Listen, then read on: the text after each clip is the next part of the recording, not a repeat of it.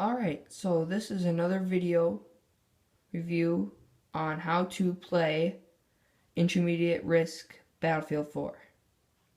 Battlefield 4 Risk. This is not a strategic video. If I get enough comments to make another video on strategy, then I will. But for now, this is just how to play Intermediate. Alright, so this is how to set up the game. You pick up a scenario card, and you set up the board exactly how it shows. And then make sure it says intermediate and 2 players. Or how many other players you want to play.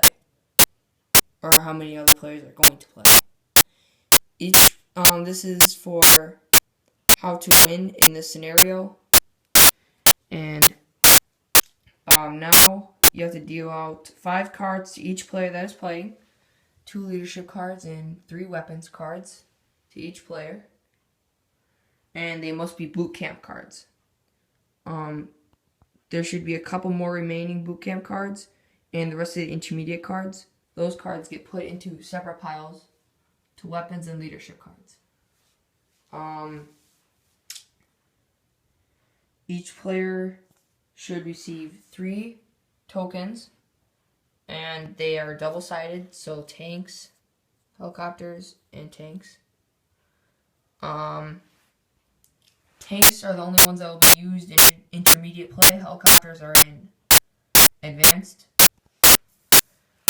The tanks have special rules to them, and they count as 1 soldier unit.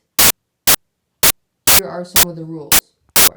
They cannot be squad leaders, so they cannot have the blue plate underneath the squad leader. They can only respawn at starting zones, so the stars right there. Enemy units stop moving when they come into a zone with a tank in it.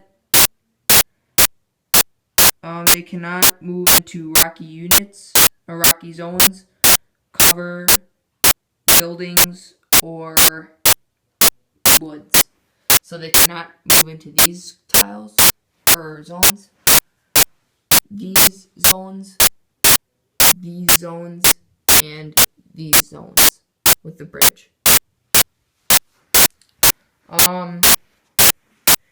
They always attack and defend with advanced upgraded dice, which are these ones.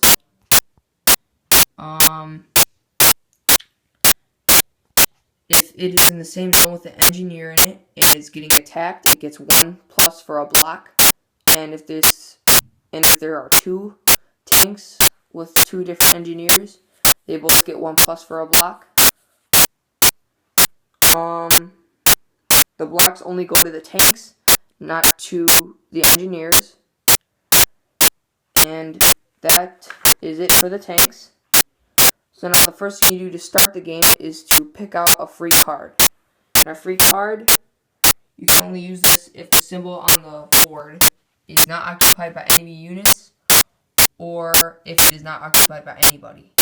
But if it is occupied by nobody or you, then you may be able to pick it. So for example, if you were orange and the blue team had this leadership zone and this leadership zone, you could not be able to pick a leadership card.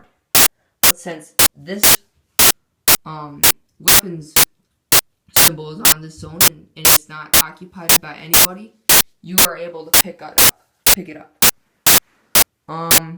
You only get 1 free card per turn, and that is it for the free cards.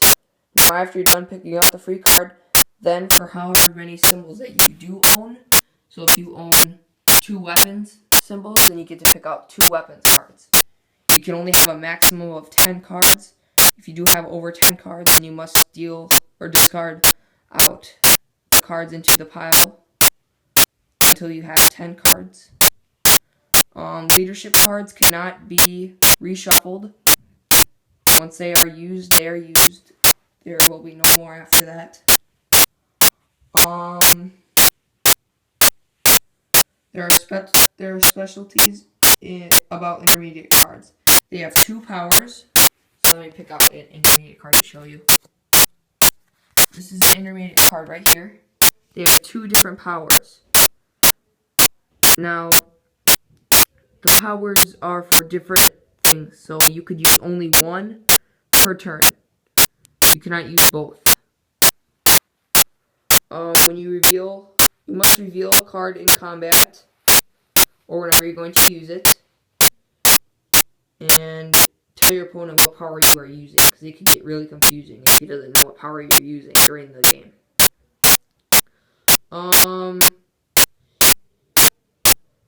You must have the correct unit in your squad to use this card, no matter the symbol. So if you can't use a card that says something about a tank, you don't have a tank.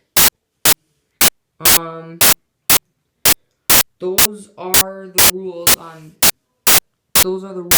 in the intermediate play. You put those in with the boot camp play, and you're set to go. This is another review. I'll make another one on advanced play pretty soon, and hope you like this video. Thanks.